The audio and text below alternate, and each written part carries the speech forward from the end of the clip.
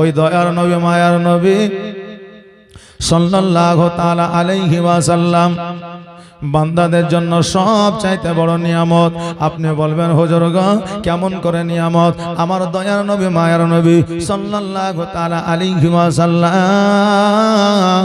জগতের মধ্যে আসিয়া আমাদের কি হয়েছে বেরাদার, আমার নবী যখন 570 খ্রিস্টাব্দে যখন জাহিলিয়াতের যুগে যখন পৃথিবীর মধ্যে আগমন করলেন, যেমন পৃথিবীতে আমার নবীজি আসলেন, আমার নবীজির রহমতে, আমার আল্লাহর রহমতে জগতের মধ্যে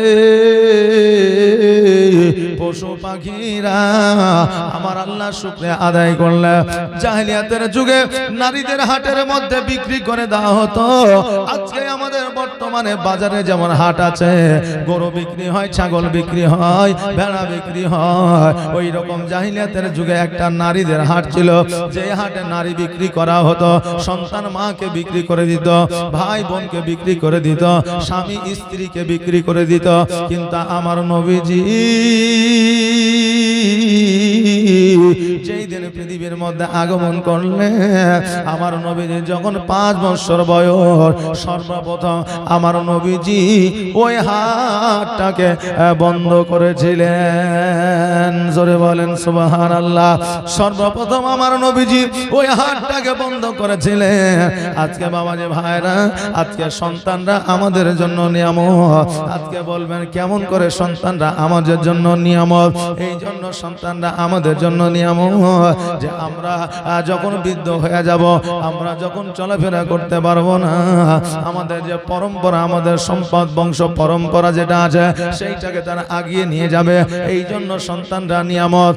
মা বাবা সন্তানের জন্য নিয়ামত, স্ত্রী স্বামীর জন্য নিয়ামত। আপনি বলবেন হুজুর গো একজন নারীকে নিয়ে আসলাম আমার বাড়িতে বিবাহ করিয়া, আর ওই নারী আমার অধীনে থাকবে, আমার অধীনে থাকবে, কিন্তু ওই নারী আমার জন্য কি করে নিয়ামত হতে পারে? বাবাজি ভাইরা, আপনার স্ত্রী আপনার জন্য এই জন্য নিয়ামত। আপনার স্ত্রীর সঙ্গে আপনার রক্তের কোনো সম্পর্ক নাই, আপনার স্ত্রীর সঙ্গে আপনার বংশের কোনো সম্পর্ক নাই, আপনার স্ত্রীর সঙ্গে আপনার কোনো আত্মীয়তা নাই, কিন্তু আইবাড়ির মাধ্যম দিয়া, ঘটকের মাধ্যম দিয়া যখন দেখা সাক্ষাৎ হইল, বিবাহের দিন হয়ে গেল, যখন আপনার একজন মহিলা 3 বার কবুল বলিয়া স্বামীকে যখন গ্রহণ করে নিল, ওই 3 বার কবুল বলার পরে যে মায়া, যে দয়া স্বামীর প্রতি ওই মহিলার আসলো, যে মায়া ওই মহিলার নিজের ভাই, আত্মীয় স্বজন, রক্তের সম্পর্কের মধ্যে তার চাইতে বেশি মায়া আর কারো রইবে না। এক কথায় সবার চাইতে দয়া মায়া বেশি ওই স্বামীর প্রতি হয়ে যাবে। ও বাবাজি ভাইরা, শুধু এটাই নয়, এটাই নয়, আপনার সন্তানকে ওই নারী 10 মাস 10 দিন গর্ভে রাখিয়া কষ্ট যন্ত্রণা সহ্য করিয়া পৃথিবীর আলো দেখাবে। 2 বছর ধরিয়া নিজের বুক স্থলে দুগ্ধ পান করাইবে, ওই সন্তানকে লালন পালন করে বড় করবে। শুধু এটাই নয়, আপনি যখন শেষ বয়সে বিছানাগত হয়ে যাবেন, আপনি যখন অসুস্থ হয়ে যাবেন, আপনার স্ত্রী আপনার সেবায় যুক্ত হয়ে যাবে, আপনার স্ত্রী আপনার খিদমত করবে।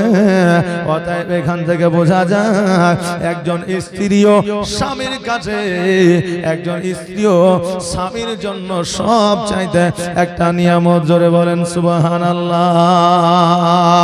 ও বাবাজি ভাইরা, আমার মায়েরা, আজকে জগতের মধ্যে আমাদের বিবিরা আমাদের কাছে যখন আসে, জগতের বিবিরা স্বামীদের সঙ্গে কথা সঠিকভাবে বলতে পারে না, সঠিকভাবে কথা বলতে পারে না, কথা কেমন করে বলতে হয় তাও জানে না।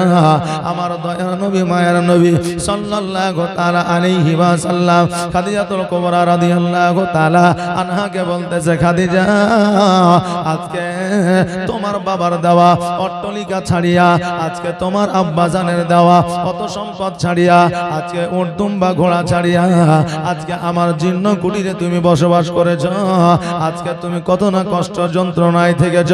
ও খাদিজা, বলো বলো তুমি কি চাও, আমি নবী তোমাকে দিতে চাই। খাদিজা বললেন, ইয়া রাসূলুল্লাহ, ইয়া হাবিবাল্লাহ, নবী গো আমার বাপের দেওয়া অট্টালিকায় যে শান্তি যে সুখ আমি পেয়েছি তার চাইতে হাজার গুণ বেশি শান্তি আপনার এই খেজুর গাছের ছাউনিতে পেয়েছি। জোরে বলেন সুবহানাল্লাহ। ও মা বোনেরা, আমার খাদিজাতুল কুবরা রাদিয়াল্লাহু তাআলা আনহা উনিও একজন নারী ছিলেন, আপনিও একজন নারী, কিন্তু ওনার বলার ধারণটা কেমন দেখেন, আর আমাদের মায়েদের বলার ধারণটা কেমন। 7 বছর 14 বছর সংসার করলো, 2 মিনিটের জন্য ঝগড়া হয়েছে, ঝামেলা হয়েছে, অমনি বিবি বলছে তোমার ঘরে আসিয়া কোনোদিনই শান্তি পাইনু না। স্বামী স্ত্রী 14 মাস 14 বছর 7 বছর 10 বছর সংসার করে অতিবাহিত করে দিল, আর একটু টুক করে ঝগড়া হওয়া মাত্রই বিবি বলছে তোমার কাছে এসে আমি কোনোদিনই শান্তি পেলাম না। কিন্তু আমার খাদিজা কি বলছেন, হুজুর গো, আমার বাপের সম্পত্তি পাইয়া আমি যত খুশি ছিলাম তার চাইতে সমস্ত সম্পত্তি দান করে দিয়া আজকে আপনার জন্য কুটিরে আসিয়া তার চাইতে 1000 গুণ বেশি খুশি হয়ে আছি। ও মা বোনেরা, ওই খাদিজাতুল কুবরা রাদিয়াল্লাহু তাআলা আনহার মতো জীবন যাপন করবে। যদি খাদিজার মতো জীবন যাপন করতে পারেন আপনার জীবনকে পরিবর্তন করতে পারবেন, আর যদি জীবন যাপন না করতে পারেন আপনার জীবন পরিবর্তন হওয়া সম্ভব নয়। কারণ হলো ফাতিমার জাত তোমরা, আমার খাদিজাতুল কুবরা রাদিয়াল্লাহু তাআলা আনহার জাত তোমরা। আজকে আমার খাদিজাতুল কুবরা রাদিয়াল্লাহু তাআলা আনহা বলেছিলেন, ইয়া রাসূলুল্লাহ, ইয়া হাবিবাল্লাহ, নবী গো, আমি যখন মারা যাব আমার গোসলটা আপনি বানায়া দিবেন। নবী আমার বলেছিলেন নারী মারা গেলে নারী গোসল দেয়, আমি কেন গোসল দেব? আমার খাদিজাতুল কুবরা রাদিয়াল্লাহু তাআলা আনহা বলেছিলেন, ইয়া রাসূলুল্লাহ, ইয়া হাবিবাল্লাহ, নবী গো, আমি যখন ইন্তেকাল করব নারীরা আমার গোসল দেবে, তাদের মা বোনের সম্মুখে গল্প করবে, ওগো নবী, আজকে জগতের পুরুষেরা তো দেখা দূরের কথা, আজকে এই মদিনা এই মক্কার নারীরাই আমাকে সঠিকভাবে দেখে না। জোরে বলেন না সুবহানাল্লাহ। কেমন পর্দাশীল নারী ছিলেন, মহিলা ছিলেন, আজকে আমাদের মা বোনেরা পর্দা করে না, আজকে আমাদের মা বোনেরা পর্দার মধ্যে থাকে না, আজকে আমার মা বোনেরা যেই জায়গায় সাজতে বলেছে সেই জায়গায় সাজে না, আজকে আমার মা বোনেদের যে জায়গায় আবদ্ধ থাকতে বলেছে সেই জায়গায় আবদ্ধ থাকে না। আমার দয়ার নবী মায়ার নবী সাল্লাল্লাহু তাআলা আলাইহি ওয়াসাল্লাম বললেন, ওই আমার উম্মতিরা তোমরা শুনে নাও, তোমাদের যদি সাজগোজ করতে হয় তোমরা তোমার স্বামীদের কাছে সাজগোজ করো, তোমার স্বামীকে খুশি করার জন্য তুমি সাজগোজ করো, তুমি নতুন নতুন কাপড় পরো, তোমার থাকলে পরো, না থাকলে দরকার না। তবে শোনো, তোমার যদি পাউডার মাখার ইচ্ছা হয় তুমি তোমার স্বামীকে খুশি করার জন্য পরো। কিন্তু বাবাজি ভাইরা, এখন বর্তমানে আমাদের মায়েরা যখন বাজারে যায়, হাটে যায়, যখন আপনার মার্কেটে যায়, তখন বুঝলেন কত রকমের আলতা সাবান, তারপরে আপনার লিপস্টিক, ঠোঁট পালিশ, নখ পালিশ লাগায়া বাজারে যায়, আর বাড়িতে যখন থাকে স্বামীর সম্মুখে তখন হাতে কালি, মুখে কালি, গালে কালি, কপালে কালি। বুঝলেন না? যখন বাজারে যায় তখন সেজে গুজে যায়, আর যখন স্বামীর কাছে থাকে তখন বুঝলেন রান্না বান্না করেছে, কালি টালি যা ছিল মুখে, গালে, হাতে, কপালে সব জায়গায় লেগে আছে। এখন ওকে যদি বলে যে হ্যাঁ রে তোর গোটায় গালে কালি লেগে আছে, তো একটু পরিষ্কার পরিচ্ছন্ন কর, তো আবার 14 বছর বিবাহ হয়ে গেল, এত আবার পরিষ্কার হওয়ার কি আছে? জি, কিন্তু স্বামীর কাছে স্ত্রীর সাজা হচ্ছে সুন্নাত। জোরে বলেন সুবহানাল্লাহ। তবে বাবজি ভাইরা, আজকাল বর্তমানে মনে করিয়েন না যে মায়েরা হেদা বেদা হয়ে আছে, মায়েরা এখন সবচেয়ে বেশি চালাক হয়ে আছে, জানেন? কারণ হলো লক্ষ্মী ভান্ডারে 1000 টাকা, জি, টাকা যার বুদ্ধি তার, নাকি বলে? মায়েরা 1000 টাকা করে পেয়েছে, এখন মায়েদের বুদ্ধি বেশি। এখন মায়েরা ঘুমাতে যেছে তাও সিরিয়াল, উঠছে তাও সিরিয়াল, সকালবেলায় দেখছে নতুন কিছু আপডেট হলো কিনা তাও মোবাইল। বাবজি ভাইরা, ভাত রান্না করতে করতে আপনার সিরিয়াল দেখছে, এদিকে সিরিয়ালের মহব্বতে পড়ে যায় ভাতকে দিয়েছে পুড়িয়ে। এবার চিন্তা করছে তাই তো ভাত যদি এখন পুরা ভাত যদি স্বামীকে দিই তাহলে স্বামী তো আমাকে বকবে, আর ভাতটা যদি ফেলাইয়া দিই তাও তো আমাকে বকবে, তাহলে কি করা যায়? স্ত্রী বুদ্ধি খাটাইয়া বলল যে এই ভাতই দিয়ে দেবো, যা হবে পরে দেখা যাবে। এখন স্বামী মাঠে থেকে এসে খেতে বসেছে, এবার খেতে বসে এবার বলছে হারে রহিমের মা ভাতটা যেন পুরা পুরা গন্ধ করছে। তো এখন স্ত্রী বলছে তুমি মূর্খ, তো সারা জীবন মূর্খই থেকে গেলে। তো স্বামী বলছে মূর্খ মানে? বলছে হ্যাঁ তুমি কোনোদিন শিক্ষিত হইতে পারলে না। আচ্ছা তান্দুরি রুটি খেয়েছো? বলে খেয়েছি। বলে পুরো পুরো গন্ধ করে না? বলছে করে। তো আজকে তান্দুরি রাইস খেয়ালো। তান্দুরি রাইস খেয়েছো কোনোদিন? তো বলছে না। আজকে তান্দুরি ভাত খেয়ালো।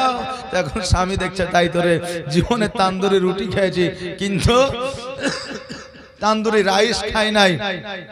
তো আজকে বিবি যখন কষ্ট করে বানাইছে তো তান্দুরি ভাতই খাইলি। জি এরাকে মনে করিয়েন না জি এরা চালাক না, এরা ভালো চালাক। জি সুবহানাল্লাহ মাশাআল্লাহ। ও মা বোনেরা, আজকে আপনাদের ছোট করার উদ্দেশ্যে আমি বলি না, আজকে আপনাদের লজ্জিত অপমানিত করার জন্য বলি না। অনেক মা আছে এখনো পর্যন্ত পর্দা নিয়ে চলে, অনেক মা আছে এখনো স্বামীকে শ্রদ্ধা দিয়ে চলে, অনেক মা আছে এখনো স্বামীকে সম্মান দিয়ে চলে, এখনো অনেক মা আছে যারা স্বামীর মুখের উপরে তর্ক করে না বাবাজি ভাইরা। আর যারা এখনো স্বামীর মুখের উপরে তর্ক করে তাদের বাড়িতে ঝামেলা দূর হয় না।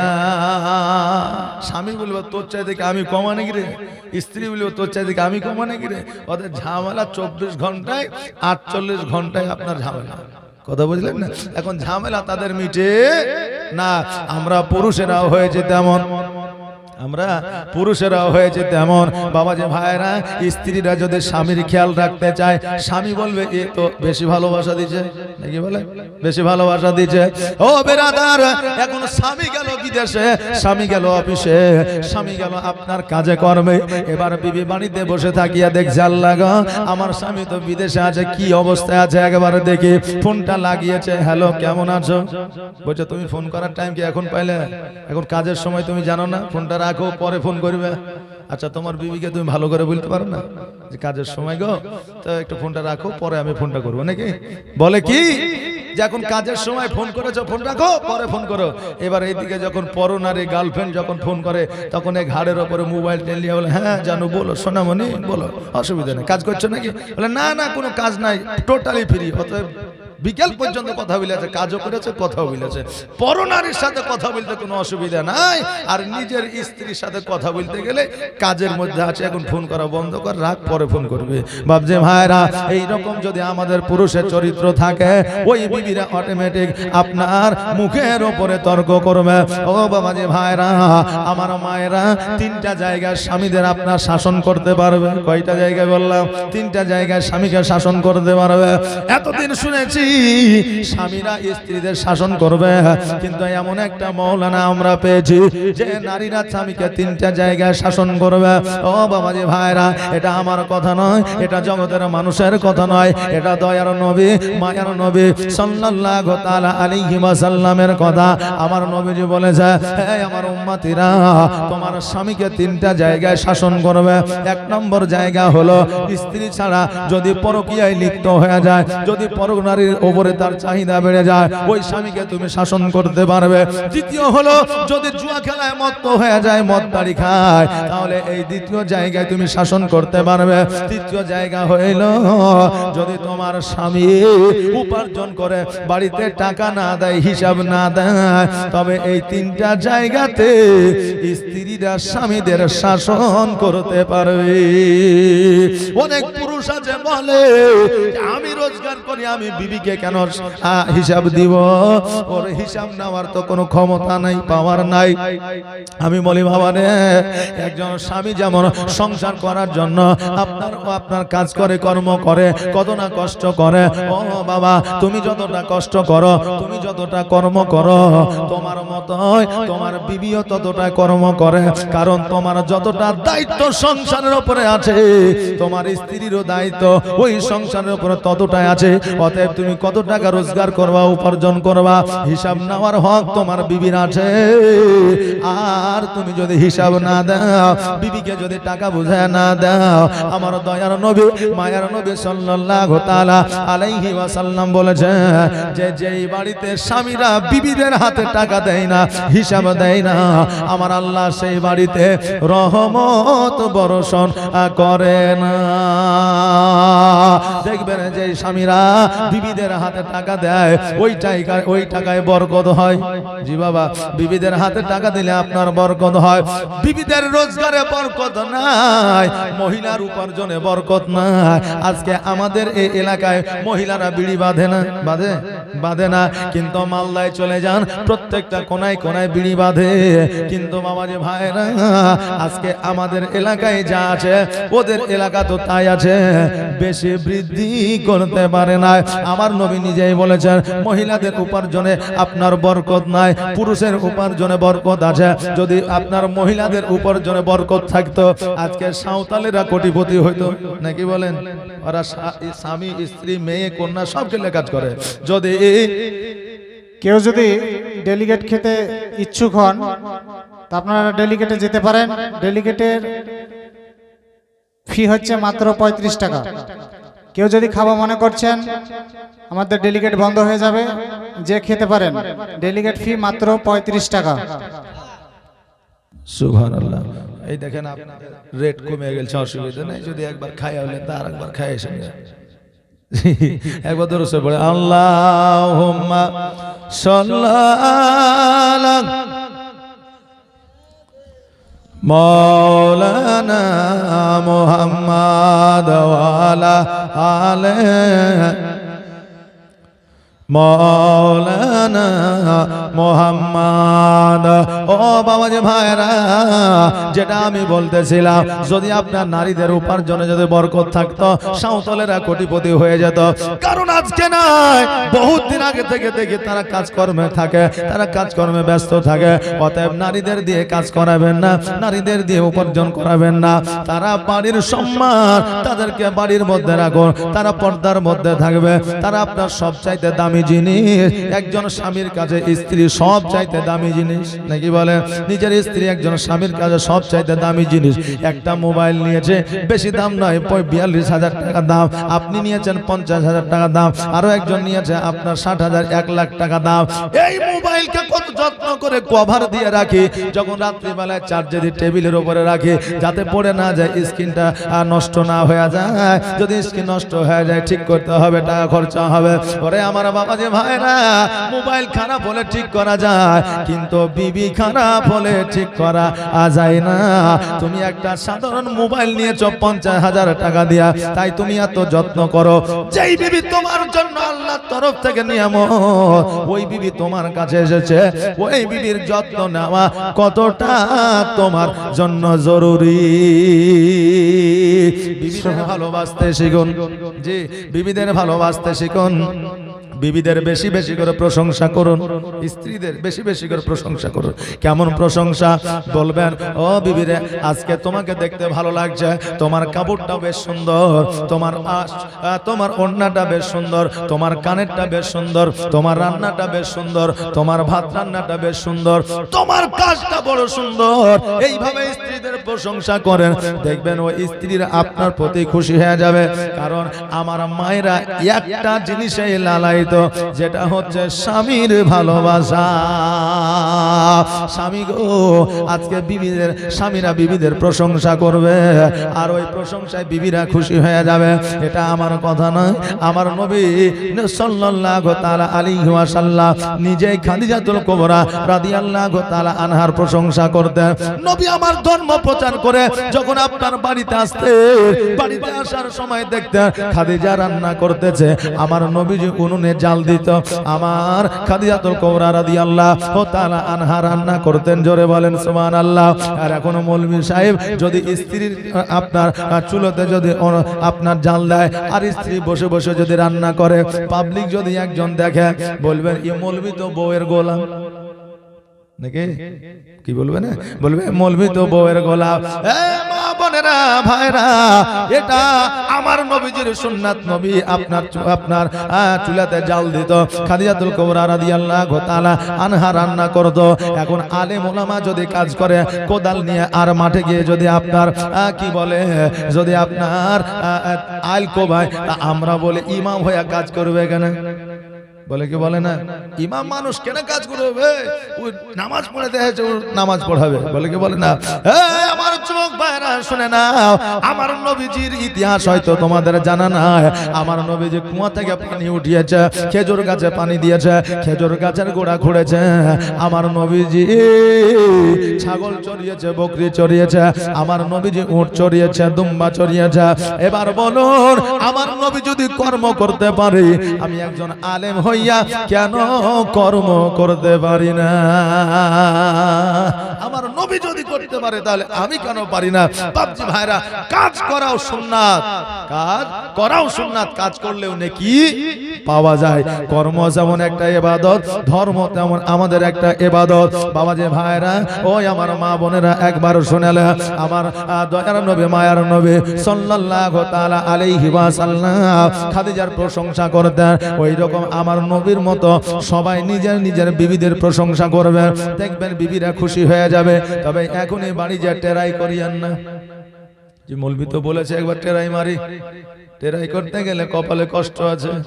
বলে মৌলভীর কাছ থেকে এখনই শুনে আইলে আর তুমি এখনই টেরাই করছো, আর জীবনে বিশ্বাস করবে না। কারণ একটা জায়গায় বলেছিলাম, আর অমনি বুঝলেন এক যুবক বাড়িতে যে রাত্রিবেলা বলেছে, কই রে বিবি, জালসা শুনে আসলাম, তো খেতে দে। এবার আপনার থালাতে করে খেতে দিয়েছে, এবার খেতে দিয়েছে তো এবার সবজি দিয়েছে, আবার গোস্তও দিয়েছে। এখন স্বামী চিন্তা করছে যে আরে দুপুর বেলায় তো গোস্ত ছিল না, এখন দুপুর, এখন গোস্ত, বুঝে তুমি চুপচাপ খাও, বেশি বকিও না। এবার বুঝলেন স্বামী খেছে, আর ওর কথা মনে পড়ে গেছে, মৌলভী তো বলেছিল যে একটু প্রশংসা করতে, দেখো দেখি প্রশংসাটা করে। বুঝে বিবি রে, আজকে গোস্ত রান্নাটা হেভি লাগছে। জি, তো স্ত্রী মুখখানকে গুমরা করে লে বসে আছে। স্বামী বলছে, হ্যাঁ রে, মৌলভী বললে প্রশংসা করলে খুশি হবে, তো তোর মুখটা গুমরা হয়ে গেছে কেন? তখন বলছে, শোনো, আজকে 7 বছর বিয়ে হয়েছে, একদিন আমার তরকারি, আমার সবজির নাম করেনি। আর যেমনই পাশের বাড়ির ভাবি এই গোস্ত রান্না খান দিয়ে গেছে, অমনি বলছে গোস্ত খান খুব সুন্দর হয়েছে। আমি তো জানি তোমার অভ্যাস। জি, তা আগে দেখবেন যে সবজি কার বাড়ির কোথা থেকে এসেছে, রান্নাটা কি আসলে বাড়িতে হয়েছে না লঙ্গরখানা থেকে নিয়ে এসেছে, এটা খোঁজ খবর নিয়ে তারপরে টেরাই মারিয়েন। এখনই যে টেরাই করিয়েন না, নাহলে কপালে কষ্ট আছে নাকি বলেন বাবজি? বাবজি ভাইরা আমার দয়ার নবী মায়ার নবী যেইভাবে প্রশংসা করেছে সেইভাবে প্রশংসা করে। আমার নারীরা পায়ের তলের মানুষ নয়, হাতের মুষ্টিতে থাকার মানুষ নয়, মাথার উপরে উঠবে এটা নয়। কারণ আমার আল্লাহ তাবারাক তাআলা বলেছে, বান্দারে আমি নারীকে মানুষের পায়ের মাটি দিয়ে তৈরি করি নাই, মানুষের হাতের মাটি দিয়ে তৈরি করি নাই, মানুষের মাথার মাটি দিয়ে তৈরি করি নাই। যদি পায়ের মাটি দিয়ে তৈরি করতাম, নারীকে পুরুষরা পায়ের তলে রেখে দিত। যদি হাতের মাটি দিয়ে তৈরি করতাম, নারীকে হাতের মুষ্ঠে রেখে দিত। নারীকে যদি মাথার মাটি দিয়ে তৈরি করতাম, নারীরা মাথার উপরে উঠে নাচত। কিন্তু আমি আল্লাহ নারীকে পুরুষের বাম পাজরের আপনার মাটি দিয়ে তৈরি করেছি। যেই নারী আপনার পুরুষের বুক স্থলে থাকবে, হৃদয় মাঝে, জোরে বলেন সুবহানাল্লাহ। অতএব নারীরা হৃদয় মাঝে জায়গা পাবে গো। অতএব ওই নারীকে কষ্ট দেবেন না, কারণ আপনি স্ত্রীর সামান্য ভুলে যদি কষ্ট দিয়ে দেন, আপনাকে কিয়ামতের দিন জবাব দিতে হবে। হে মা বোনেরা, স্ত্রীর প্রতি আপনার এই রকম আচার আচরণ দেখাতে হবে স্বামীদের। আর স্বামীরা জগতের মধ্যে চলাফেরা করবে, কর্ম করবে। এখন স্ত্রীর যদি স্বামীকে যদি আপনার কর্কশ ভাষায় কথা বলে, কষ্ট দিয়ে কথা বলে, যত ইবাদত করুক না কেন, সারা রাত জালসা শুনুক না কেন, সবে বরাতের হালুয়া খাইয়ে পালা লাগিয়ে দেখ না কেন, তাদের ইবাদত আল্লাহর দরবারে কবুল হবে না। স্বামী যদি একটু স্ত্রীর প্রতি অসন্তুষ্ট হয়ে থাকে, তো সারা জীবন ইবাদত করে করে যদি আপনার কপালে ঘটা ফেলে দেয়, তো তার ইবাদত আল্লাহর দরবারে গ্রহণযোগ্য হবে না।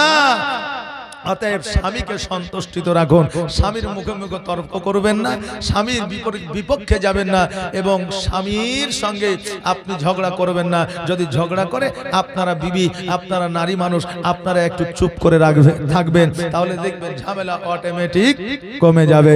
বাবা যে ভাইরা, এই ইসলাম আমাদের এত সহজে আসে নাই। আবু বকর সিদ্দিক রাদিয়াল্লাহু তাআলা আনহু আমার নবীর কাছে যাইয়া বলেন, ইয়া রাসূলুল্লাহ, ইয়া হাবিবাল্লাহ, নবী গো, আজকে যে আমরা ইসলাম ধর্মটা চুপি চুপি আপনার প্রচার করি, আজকে এই ধর্মটা আমরা যে চুপি চুপি প্রচার করি, নবী গো, আমাদের ধর্মটা কি আসল ধর্ম নাকি নকল ধর্ম? আমার নবী বললেন, শোনো রে ও আবু বকর, শোনেন, এই ধর্মটাই হলো আসল ধর্ম, ইসলাম ধর্মটাই হলো সত্য ধর্ম, ইসলাম ধর্মটাই হলো সততার ধর্ম। আবু বকর বলে, হুজুর, যদি ইসলাম ধর্মটাই সততার ধর্ম হয়, তবে আমরা চুপি চুপি কেন প্রচার করি? আমার দয়ার নবী, মায়ের নবী, আসুন আজকে থেকে এই ইসলামটা প্রচার করব আমরা প্রকাশ্যে। আমার নবী বললে, আবু বকর শোনো রে, ইসলাম যদি প্রকাশ্যে আমরা প্রচার করি, কাফেরেরা আঘাত করবে, কাফেরেরা তীর মারবে, বল্লম মারবে, কাফেরেরা আমাদের পাথর ছুড়বে, অতএব এই প্রকাশ্যে ইসলাম প্রচার করা যাবে না। আবু বকর সিদ্দিক বললেন, হুজুর গো, যেহেতু সততার ধর্মে আমরা আছি, সেহেতু আমরা প্রচার কেন করবো না প্রকাশ্যে? নবী আমার বললেন, আবু বকর, তুমি যখন বলছো, আমি নবী, আমি ঘোষণা দিয়ে দিব ইসলামের প্রচারটা প্রকাশ্যে হবে। এবার সাহাবীদের ডাকলেন, সাহাবীদের ডাকার পরে এবার সাহাবীরাকে বললেন, ওই আমার সাহাবীরা, ইসলামের জন্য তোমরা কারা জীবন দিতে পারবে? ইসলামের জন্য তোমরা কারা জান দিতে পারবে? ও সাহাবীরা, বলো বলো, আজকে আমার জন্য তোমরা কে জীবন দেবে? কেউ যেন কিছু বলে না, চুপ করে যেন বসে আছে। আবু বকর সিদ্দিক রাদিয়াল্লাহু তাআলা আনহু দ্বন্দ্বায়মান হইলেন। দ্বন্দ্বায়মান হওয়ার পরে বললেন, ইয়া রাসূলুল্লাহ, ইয়া হাবিবাল্লাহ, নবী গো, আজকে আমি আবু বকর কথা দিলাম, যখন জান দেওয়া দরকার হবে, মান দেওয়া দরকার হবে, আমি আবু বকর, আমাকে একবার বলে দিবেন, আমি সর্বদা রেডি হইয়া যাব। আমার নবী বলে, আবু বকর, যখন দরকার হবে, প্রয়োজন হবে, তখন তোমাকে আমি ডাকবো, তুমি চিন্তা করিও না। আবু বকর বাড়ির দিকে অগ্রসর হয়ে গেলে কিছু দূর যাওয়ার পরে দেখতে যেন কাফেরেরা পাথরের আঘাত করতে লেগেছে, কাফেরেরা যেন পাথর মারতে শুরু করেছে। আবু বকর ডাক দিয়ে বলে, ও কাফেরেরা, আজকে আমাকে তোমরা পাথর কেন মারো? কাফেরেরা বলল, শোনো রে, আজকে তুমি নবীর পক্ষ লিয়াছ, নবীকে সাপোর্ট করেছ, এই জন্য তোমাকে পাথর মারি। আজকে নবীর পক্ষ তুমি ছেড়ে দাও, তোমাকে পাথর মারবো না। আবু বকর সিদ্দিক রাদিয়াল্লাহু তাআলা আনহু বলে, ও কাফেরের দলেরা, আজকে কেন কিয়ামত পর্যন্ত যদি আমাকে তোমরা পাথর মারতে থাকো, আমি কিয়ামত পর্যন্ত পাথরের আঘাত খাবো, কিন্তু নবীর পক্ষ ছাড়ব না। তোমার মতো এত ভালো, তোমার মতো এত ভালো কেউ তো আমায়, সাউন্ড দেন না, যে চিল্লাতে হয়েছে আমাকে, কেমন সাউন্ড দেন, সাউন্ড দেন, আর উঠছে না, ভোল্টেজ নাই নাকি? সুবহানাল্লাহ। তোমার মতো এত ভালো, তোমার মতো এত ভালো কেউ তো আমায় বাসে না, তাই তো নবী আমি তোমার দিওয়ানা, তাই তো রাসূল আমি তোমার দিওয়ানা। সুবহানাল্লাহ। ও কি শুনেছি কিতাবের লেখা, নবী ছাড়াই আমার জীবন ফাঁকা গো, নবীজিকে ভালো না বাসিলে, নবীজিকে ভালো না বাসিলে আল্লাহ পাওয়া যাবে না, তাই তো নবী আমি তোমার দিওয়ানা। তোমার মতো এত ভালো, তোমার মতো এত ভালো ভালো কেউ তো আমায় বাসে না, তাই তো নবী আমি তোমার দিবানা। আবু বকর বলে কাফেরেরা রে, আজকে কেন কিয়ামত পর্যন্ত পাথরের আঘাত করো, আমি কিয়ামত পর্যন্ত নবীর পক্ষ ছাড়ব না। ওই পাথরের আঘাত খেতে খেতে আবু বকর যেন বাড়িতে পৌঁছালো, দরওয়াজার সম্মুখে যেমন গেছে বাবা, অমনি যেন আবু বকর রাদিয়াল্লাহু তাআলা আনহুর মা যেন দৌড়ে আসে আবু বকরকে বুকের মধ্যে জড়ায় ধরে নিয়ে বলে, বেটা রে, আজকে তোমার শরীরটা কেন রক্তাক্ত হয়ে গেছে, আজকে তোমাকে পাথরের আঘাত কে করেছে?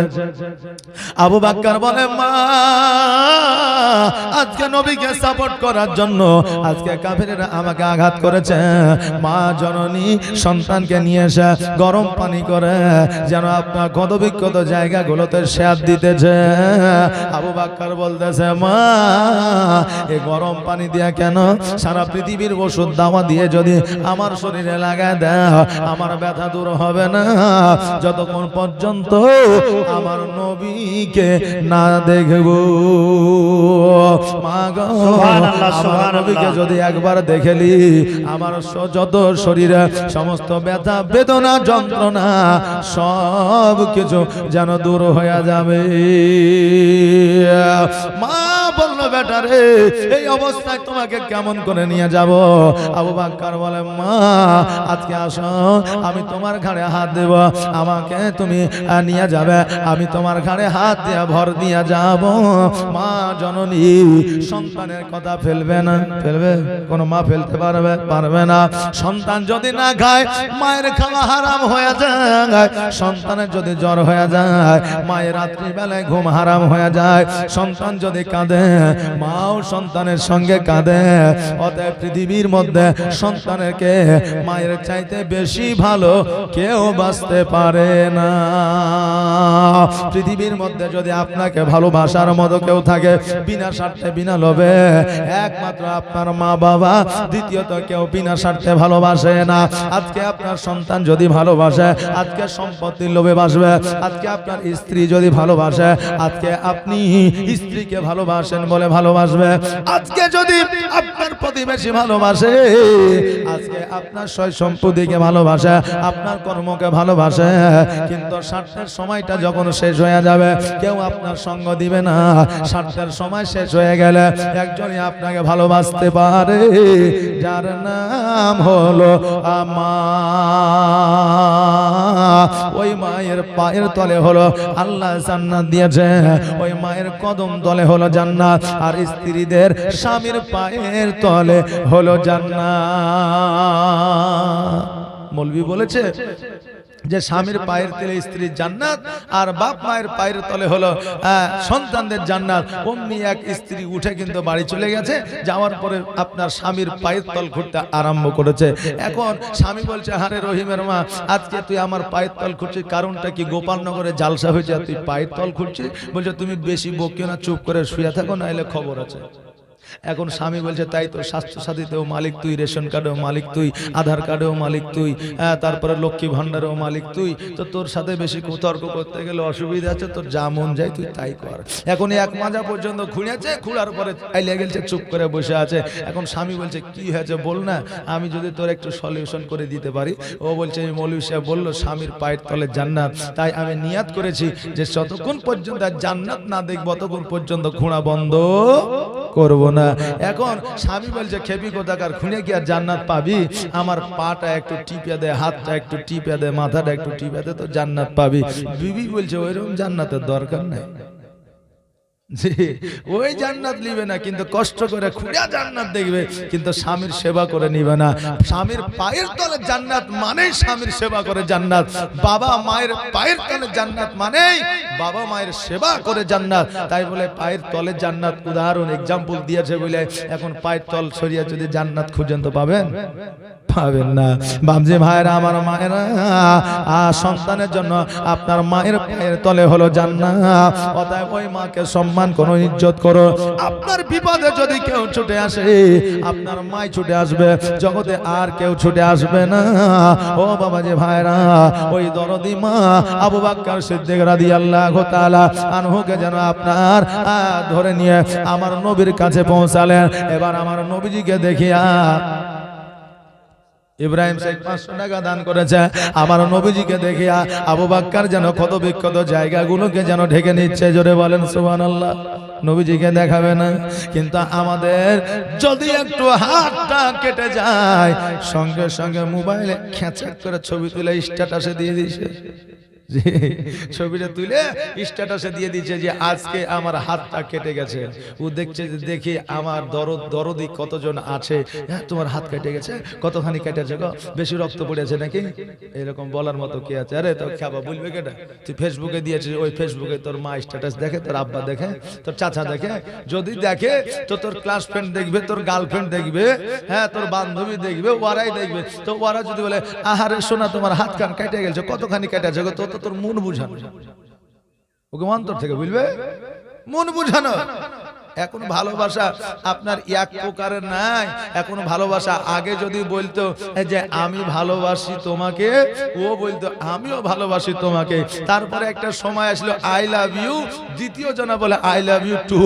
আর এখন বর্তমানে বুঝলেন আই লাভ ইউ 1 2 3 4 5 6 7 8 9 10 11 12 যত আছে সব বুঝলে তো মহব্বত অন্তরে থাকে না। জি, যা আছে বলে দেয়, কিন্তু অন্তরে মহব্বত থাকে না।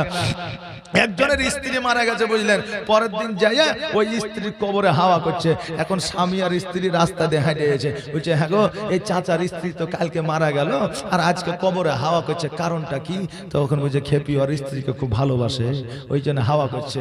তো এখন ওর স্ত্রী বলছে আমাকে তো একদিন হাওয়া করো না, বলছে ওর মতো ভালোবাসা দে তবে তো হাওয়া করবো। হ্যাঁ, তো বলছে ওই এমন কি ভালোবাসা দিয়েছে আর এমন কি কাম করেছে যে ওকে এত ভালোবাসে, চলো তো জিজ্ঞাসা করে আসি। এক পা দুই পা করে যায়, বলছে চাচা আপনি চাচিকে এত ভালোবাসেন? চাচা বলছে ভালোবাসা আবার কি রে, ভালোবাসা টালোবাসা কিছু নয়। তোর চাচি যখন মারা যায়, তখন মারা যাওয়ার আগে বলেছে, একটা ওসিয়ত করে গেছে যে আমি মারা গেলে তুমি তো বিয়ে করবাই, তো কমসে কম আমার কবর যতদিন না শুকাবে অতদিন বিয়ে করিও না। এই জন্য দেখছি কুয়াশার রাত্রের বেলায় কুয়াশা পড়ছে, সকালে শুকাইতে দেরি হয়ে যাবে, এই জন্য আমি পাখা দিয়ে হাওয়া করছি যাতে তাড়াতাড়ি শুকাই আর আমার বিয়েটাও যাতে তাড়াতাড়ি হয়ে যাবে। জি, আমরা দেখছি যে মনে করছে মনে হয় মহব্বতে হাওয়া করছে, কিন্তু ও আসলে তো স্বার্থে হাওয়া করছে না, কি বলে ও অর্ধেকটা বুঝছে যে এখন লোক দেখানো ভালোবাসা, অন্তরে ওই রকম ভালোবাসা আর নাই। এখন 2 3 4 5 6 7 8 9 10 এগুলো বাড়িয়েছে, কিন্তু আপনার যে অন্তরের ইঞ্জিনের যে আপনার নাট বল্টু তা কিন্তু বাড়ে নি।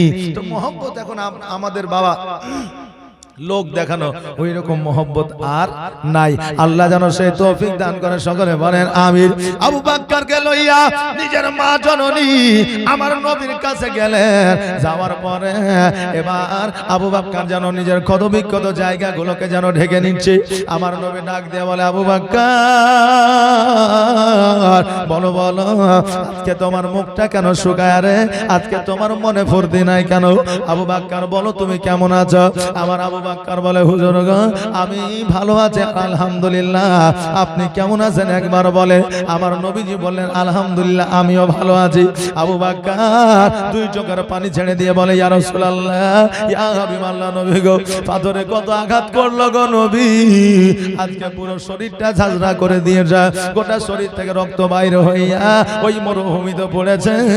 নবী গো তো আমি এত যন্ত্রণা ব্যথা বেদনা পেয়েছি, আজকে যখন আপনি বললেন আলহামদুলিল্লাহ আমি ভালো আছি, আপনার ভালো থাকার কথা শুই না আজকে আমার শরীরের সমস্ত রোগ ভালো হয়ে গেছে। ও নবীজি শুধু এটাই নয়, আপনার ভালো থাকা শুনিয়া আমার শরীরে যে ক্ষত বিক্ষত জায়গাগুলা ছিল ওই জায়গাগুলা পর্যন্ত ভালো হয়ে গেছে। সুবহানাল্লাহ, সুবহানাল্লাহ। আল্লাহর নবী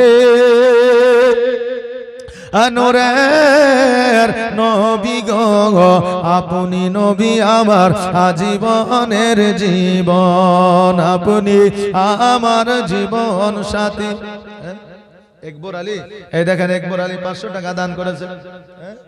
শিমুল আলী এই দেখেন 400 টাকা দান করেছে।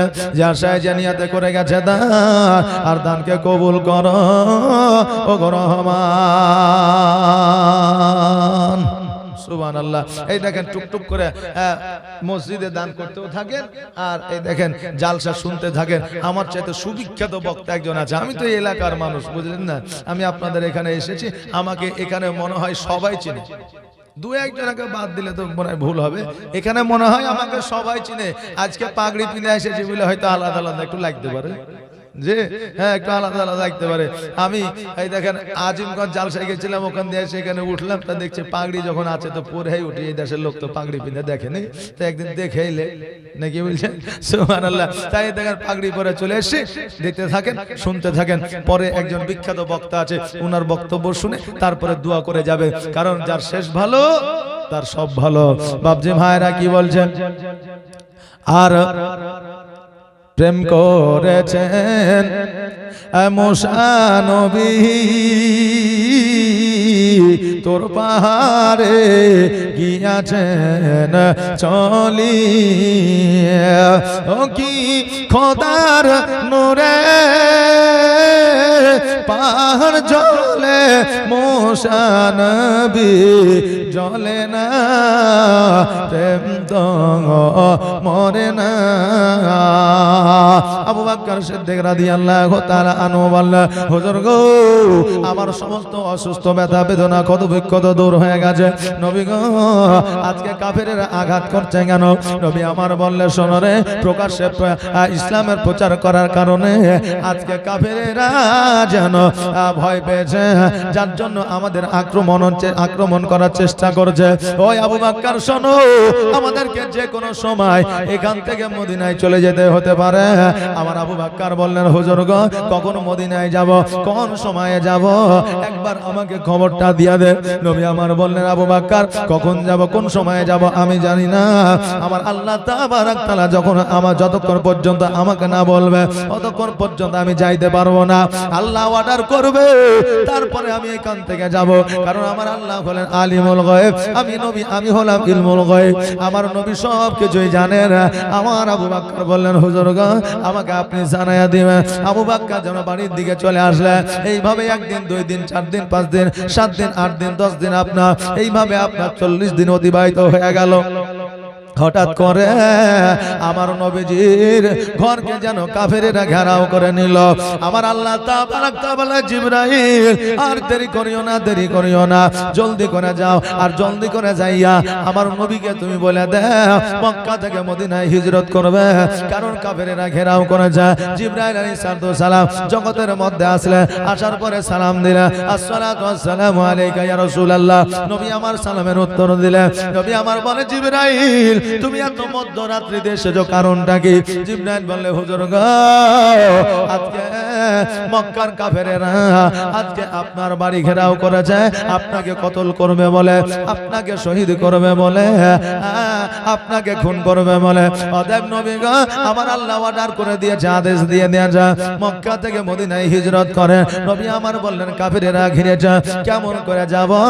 জিবরাইল বললেন, হুজুর গো কোরআনের একটা আয়াত পড়ে এক মুষ্টি মাটি নিয়ে দরওয়াজার সম্মুখে ছিটা দেন, সারা কাফের বন্ধ হয়ে যাবে, সব দেখতে পাবে, কিন্তু আপনাকে তারা দেখতে পাবে না।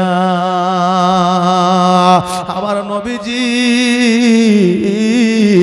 এক মুষ্টি মাটি লইয়া যখন দরওয়াজায় ছিটা দিলেন, কাফেরেরা যেন আমার নবীকে দেখতে পায় না।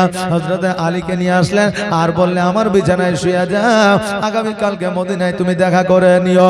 আমার নবী যে বাহির হইয়া চলে গেল, এইদিকে হযরত আলী বিছানায় শুয়ে আছে। কাফেরেরা নবীর ঘরে প্রবেশ করেছে। প্রবেশ করার পরে কেউ বলছে না এই নবীর গর্দানে তলোয়ার চালিয়ে দেয়। কেউ বলছে না না, নবীর চেহারা নাকি নুরানিময় চেহারা, নবীজির চেহারাখানা একবার দেখেলে আর তারপরে তাকে কতল করে দেওয়া। এবার কেউ বলছে না, দেখলে হবে না, দেখলে পরে কতল করা যাবে না। এবার বেশিরভাগ মানুষই বলল না রে, আমরা শুনেছি নবীর চেহারা নাকি নুরানিময় চেহারা, অতএব আসো আগে চেহারাখানা দেখবো, তারপরে তাকে কতল করব। এবার যখন চাদরখানা সরায় দিয়েছে, দেখছে যেন আমার নবী না, হযরত আলী যেন শুয়ে আছে। আর নবীজি আমার কি নাম, মুআজ্জম হোসেন, সুবহানাল্লাহ, যাক যাক, ইন্না লিল্লাহ। এই দেখেন মুয়াজ্জিন এখানে যিনি ছিলেন, ওই মুয়াজ্জিন ইন্তেকাল করেছেন, ওনার ছেলে 500 টাকা আপনার দান করেছেন। আল্লাহ যেন দানকে কবুল করে নিয়ে তার পিতাকে যেন জান্নাতবাসী করে দেয়। সকলে বলেন আমিন সুম্মা আমিন। আল্লাহ তাবারক তাআলা রাসূল সাল্লাল্লাহু তাআলা আলাইহি ওয়াসাল্লাম বলেছেন, যারা জগতের মধ্যে মসজিদের মুয়াজ্জিন হবে, কিয়ামতের দিন আল্লাহ তাদের মাথাটাকে উঁচু করে দিবে। জোরে বলেন সুবহানাল্লাহ। বাবাজি ভাইরা, এই দেখেন আলীর যেমন চাদরখানা টেনেছে, দেখছে যেন নবী নাই, ওই জায়গায় হযরতে আলী যেন শুয়ে আছে। আর নবীজি আমার লাগায়া বাজার হিজরত করিলেন সোনার মদিনা। নবীজি আমার গড়ায়া সংসার হিজরত করিলেন সোনার মদিনা। আর কত আছে জাহিরে, কত আছে বাতেনে, আর বাতেনের ভেদাভেদ জানে পীর পয়গম্বর আউলিয়া। নবীজি আমার, নবীজি আমার আজ গড়ায়া সংসার হিজরত করিলেন সোনার মদিনায়। আর কত আছে জাহেরে, কত আছে বাতেনে, আর বাতেনের ভেদাভেদ জানে পীর পয়গম্বর আউলিয়া। নবীজি আমার আজ গড়ায়া সংসার হিজরত করিলে সোনার মদিনা। নবীজি আমার আজ লাগায়া বাজার হিজরত করিলে সোনার মদিনা। নুজেরা বিবি 1 বস্তা সিমেন্ট আর 100 টাকা দান করেছে। আল্লাহ যেন দানকে কবুল করেন। সকলে বলেন আমিন সুম্মা আমিন। যে আশায় যে নিয়তে করেছে দান, আর দানকে কবুল করো ওগো রহমান। আমার নবীজি আবু বকরের বাড়িতে আসিয়া দরওয়াজার সম্মুখে দাঁড়ায়া সালাম দিলেন, আসসালাতু আসসালামু আলাইকা ইয়া আহলাল বাইত। সঙ্গে সঙ্গে যেন দরওয়াজাটা খুলে দিলে। আমার নবী বলে, আবু বকর, এখন তো মধ্যরাত্রি, তোমার তো ঘুমানোর কথা, বিছানায় আরাম করার কথা, তুমি এখনো পর্যন্ত কেন ঘুমায় না? তুমি এখনো পর্যন্ত কেন জেগে আছো? আবু বকর বলে, হুজুর গো, আপনি যেই দিন থেকে বলেছিলেন মক্কা থেকে মদিনায় যেতে হবে, আমি সেই দিন থেকে আজও পর্যন্ত দরওয়াজা দাঁড়িয়ে থাকি, না জানি আমার নবী কখন চলে আসবে।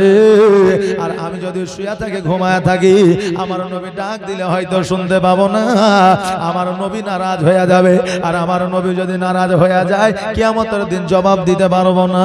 অতএব নবী গো, আজকে থেকে 40 দিন পর্যন্ত 1 ঘন্টা 1 মিনিট তো দূরের কথা, এক পলক চোখের পাতা বন্ধ করি নাই।